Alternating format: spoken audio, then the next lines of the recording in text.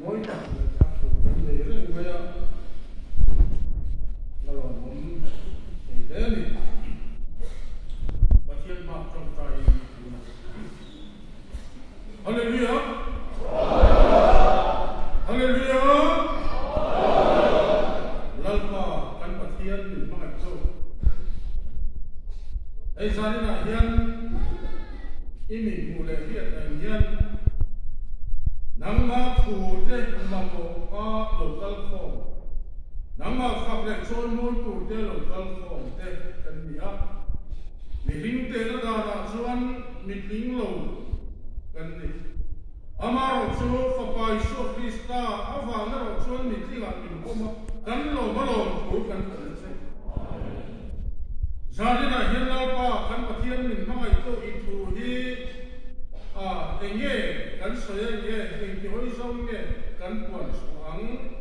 ke ma ni lama tang chuan soi tu abo le re amaro chulal pa kan pathian naman i puan su a i soya ro chuan kan zavai tan ye mal son ma kharawan panguna ani ge ya zanina hian nangma le nangma rolin puang chuak le che a soi tu po hi lalpa kan pathian ti mual ko angai ni lalpa kan pathian ti mual ko la jutian ni lo chuan helai lo kal khom te mo ang tak hi nangin min puan chu sak le che min puan chu sak le do lo ba kon lo tu kan le che en ngai tha tu te zong zong ko dong song thiam thei turin pui la an khara ma pang nun chum ril thu tak ka changa dong song ai kha thiam thei turin nangin khara bin an ma muang tak chon de la pe che tung sulom tu soi chung kan la ba isu krista mi ikuda kan la na che amen ke ni chuan krista ru kan thuani nun nei so tu te ke ni ora heran ti deu era lal pa thu chu tunge ya khomel atang chuan pathian thu le thuril pathian khara wam thian chu mi hi ka chang chuan hiat hiat ne ani lo ani amaro chu kharavam thil ani nang tatin ke ma ne hen pathian lam thil hiat hiat te na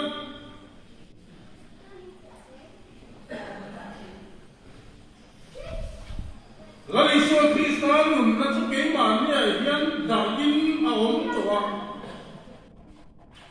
chu pola chuan pathian le ru chu tunge lalpa ru chu khetoa ama chu zil tir theang an tia pathian du zong chu tunge tia pathian du da nam chu tunge om dan chu ko khethiam theang pathian purin le chu pe chu tunia muse theang Chukian Kreator Chuan Keimiro Chuan Kristari Rukan Puan Lali Shua Kristari Rukan Putze Natang Hian Patien Purile Ko Patien Ina Atu Kandun Apumpo Amu Fielze Eya kan chuma pathian in aron khempi china poi amu fiase eya pathian lom zo ko he etine kan fiase eya ma pathian ko chu ke ma ne chon etine aron ze ke ma ni me hinna ma chang chuan hier ze take down om lo ni amaro su kristar ru ora chot ke ni ro chon kristar ru kan puani i so kristar nun na cham to tu te le nei to tu tan chuan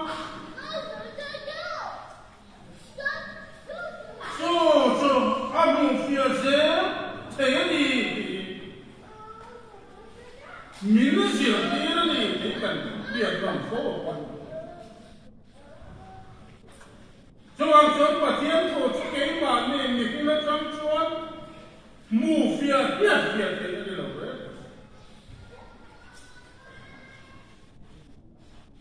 Krista đi ru cắn cụt dễ lâu nó trong chuan xuồng có hiệt thế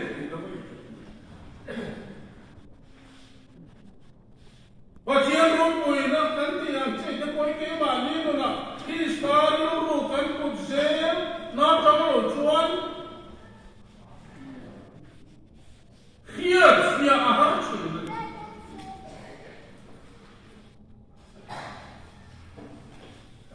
Krista đi ru cắn cụt dễ lỗ chuan cái bà nên nó bắt chuan cái bà nên tiền kinh cắn tiền cung thế này lúc áp chăng cắn mừng hít chuan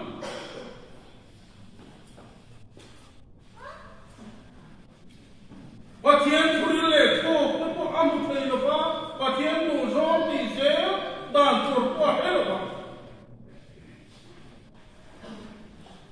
thì có thì thầy là ba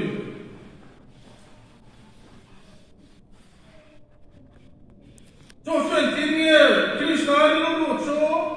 nita ăn lệ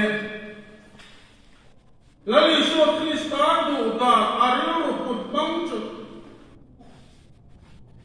amanun chukan nuna ni toa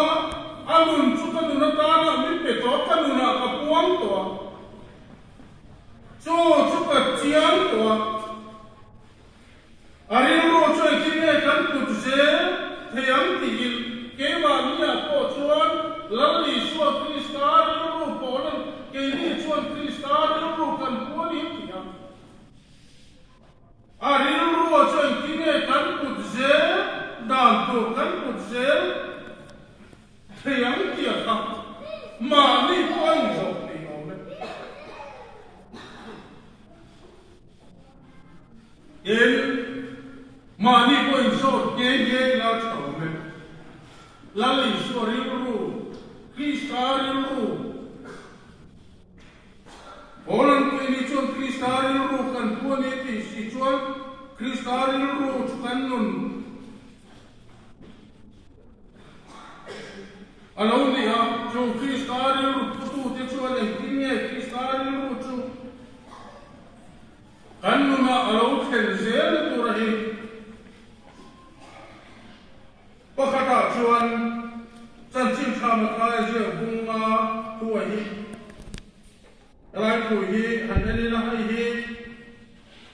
không phải chỉ là tu soi rau cùi anh chị là lấy suốt làm cho tu soi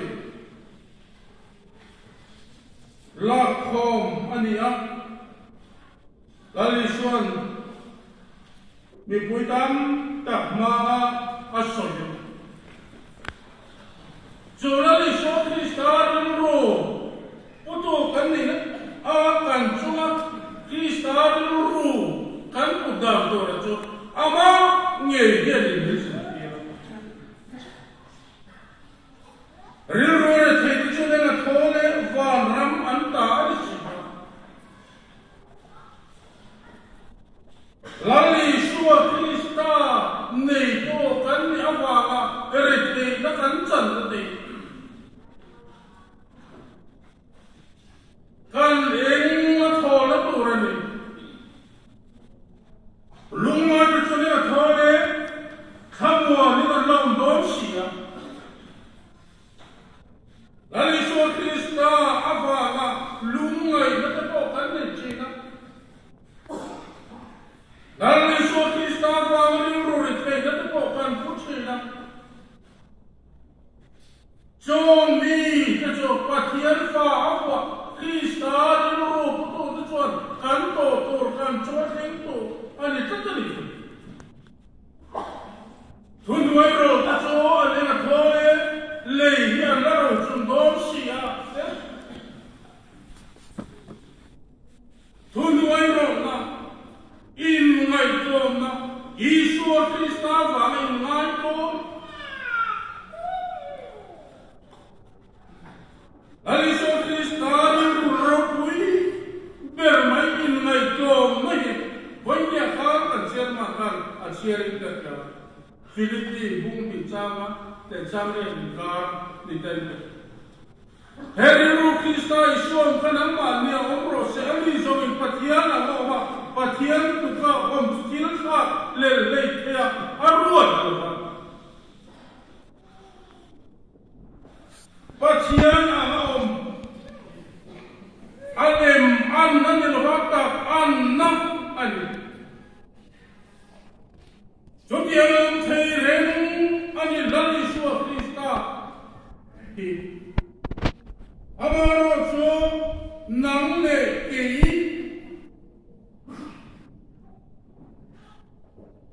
Orale mator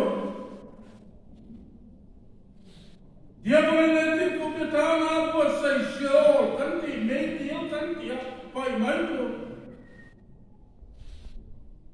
am selo ni silo lo dong ta te jom ter kancan fotor kancan puator he Kristarin ruah cuan alulama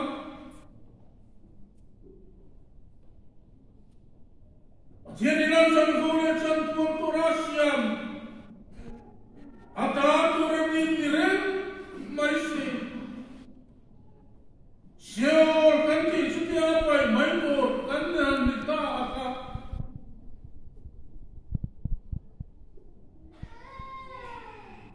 Batian ngamreng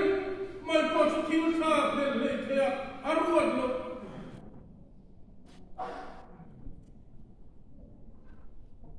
Asyam ni binte kalau jangin kobel kim aron lo sila Nangmani nale kimani tacho ni nana amama Jo tunuan sagman suronin amane ma chin ngai to min kobel kim aron lo sila dikyo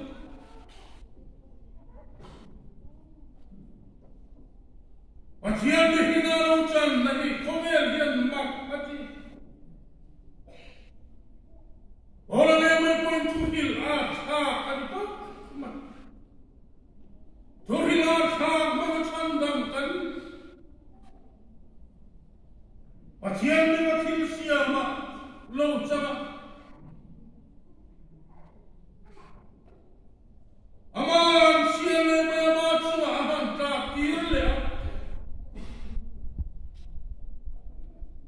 Jokirin ngai trom makubel tim aron lo chila namle etana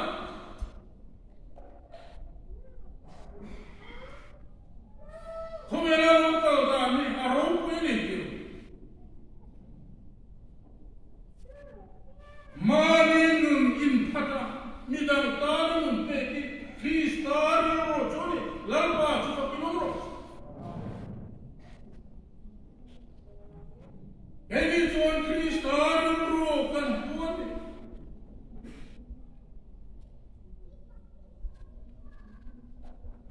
Mikoi kita terjun dengan Tuhan koi anda bodong siap. Manin koi kanne mikir koi tak tak thelo koi to terjun anda chin mana. Mania koi kanne thelo amaro chin. Lalu semua Kristus ruah Tuhan, Kristus berputu di Tuhan. Nama anak sandaman ni kenturatan kami te ibok kemai. Angkat Kristus berputu Tuhan. Mite sandaman kenturatan kemai na mite ale angkat.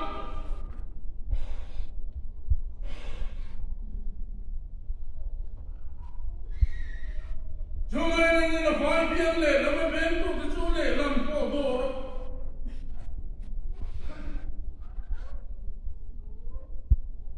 Bukan liun dana cuan kan telo.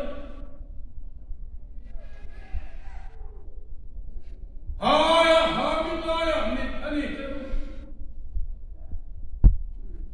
kia poin tumru na zen. Amaro tu komai na dan tu tumtara chuan ka aloni to roka. Kristanum chukanun aloni to chuan. Tatheino tathei ta biar le lama bento chole lam do chuke ma biar kena chole thei ka. Haya ha mi kaya mette ka kema chuan. Lai kono la chua sa ani chak. Miti dan autia ti le ka ai na sama ko ani mai. Amaro cho thusung thara chuan Kristaniru putur dani to chuan. Biang le lam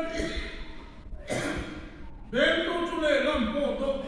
geni chuan tam thei lo bani te. Amaro chu thei to Isua kan Kristaniru putur don chu na ngai to ni. Johnson ni ke chuan Kristaniru kan pu pathian thrin le ko aso chong ni lo bin thuam ta hian chong ko ni lo bin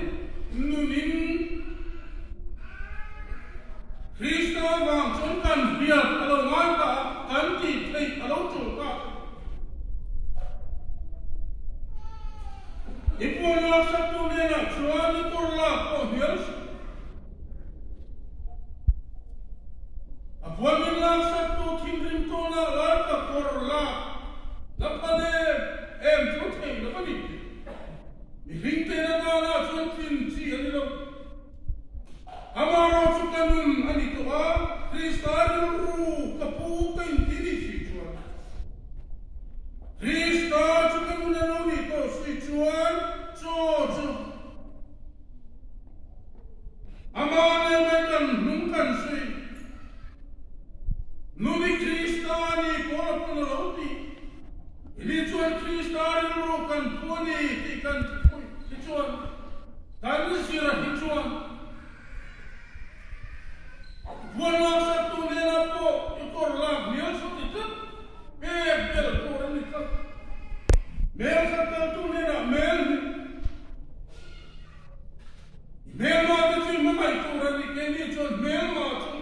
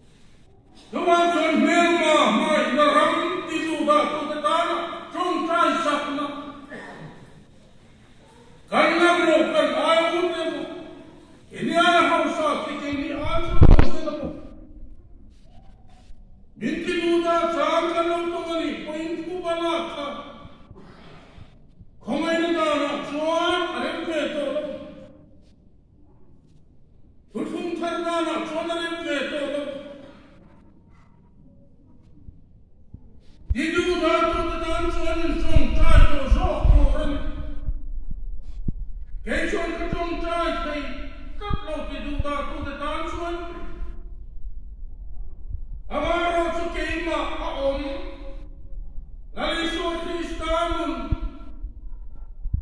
Elichuan Kristarium Rukan Puni Tika Or Katapan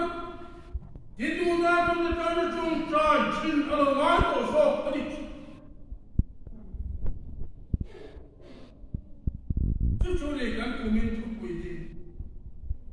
Angan nama tu yang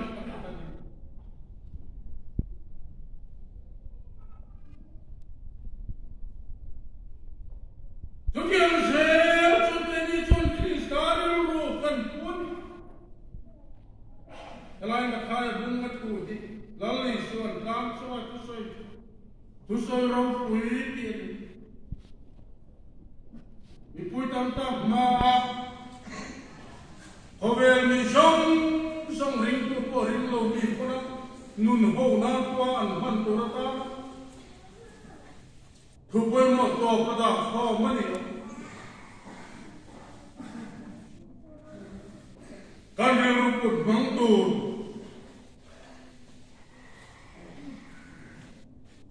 Ama hian nilok sok chua sa victory. Ai kan bi non le deu se po thai ka. Ai ni tu ma de chon ken ti du bi pa ta hin kan tel sia speaker ken pathai bong nga di sarmon pa ta kan hang chu de. Kuna lo rei de wa kun te lo tai da tin tu pui dang te la fo ke te la a han pa ti na hi om ta. Amaro tu lai tu hit tu pui tam tapi tu alapot tel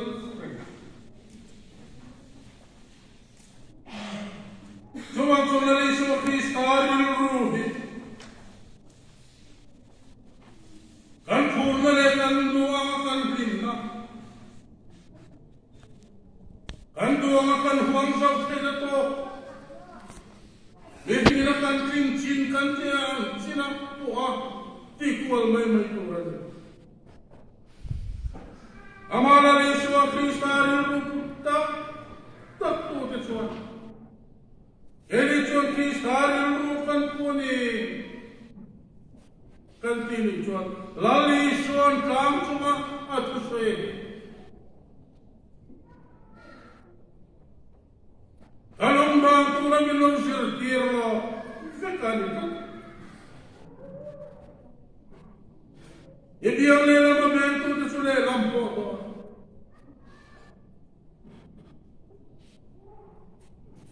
Ibu orang sabtu nela suri korlapo biasa. Melba tu mai naraman itu. Ini cuan kan ni lembaro mat itu. Ada itu tu nak. Kan kutat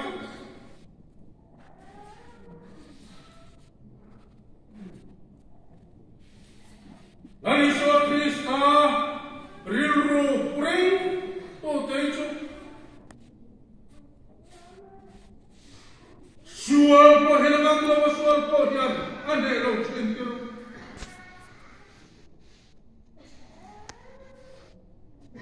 Lari Yesus Kristus rilru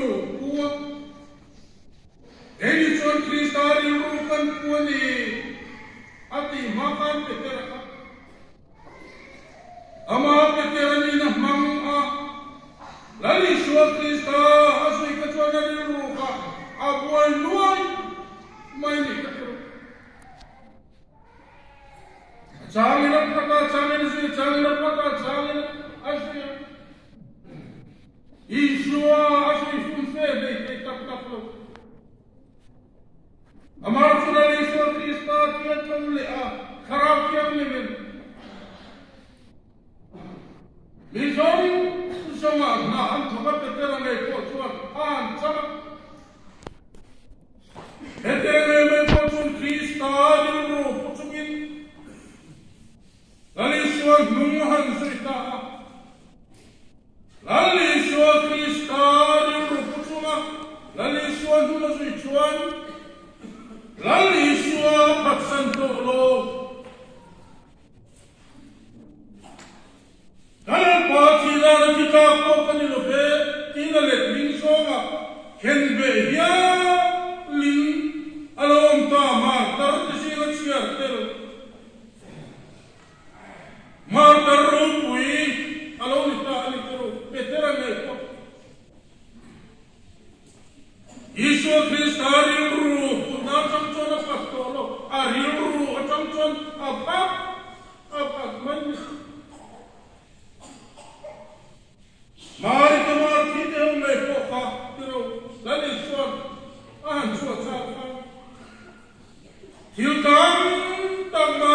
pian ken apian kuin de ting mi hin na na ma ta chilangai to chuan abuai cham cha chang thei lo mar thie til tam ta inai to buai ne til pa kha cho bai to ro ai to pa kha da i shwari ro po cho ka ato kan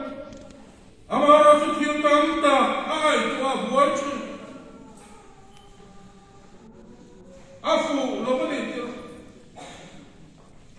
Joan chuan ni pian thar ka ni to nu nu nei kan ni to nu ko ya iswa sab lo thil dam tam ta iswa kan ju na ko hian min ti pel he the min ti bo pil the pil da ta nai to ra lo la suale sil tir ni ko kan bu ro kan ye ti ro kan ba ko tiam ta karon sa loman kala deal chu on ta deal chunga chuan long chu va ko mo ta tui fo ti le si ten la le ro ta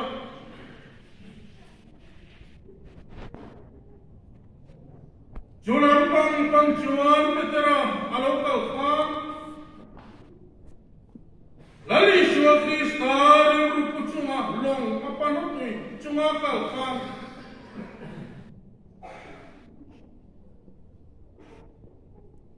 thap takin tui chunga kal kha amara chulali shua kristar rupu lo Amau pian kena pian kuinun so riru aputa tildang amai kuat suan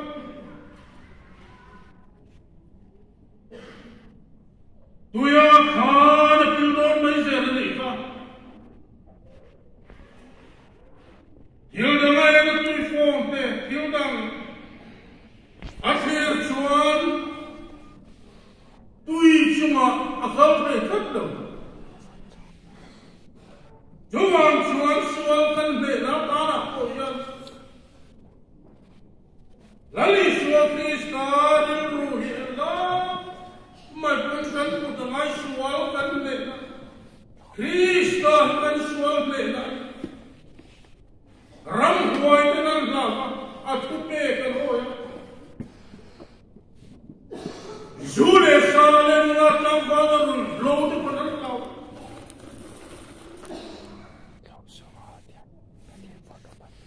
Lali suwa kristar rinru pulo ke maninam rinru kan put suan Jaksin min suama zuin min suam nula kan va min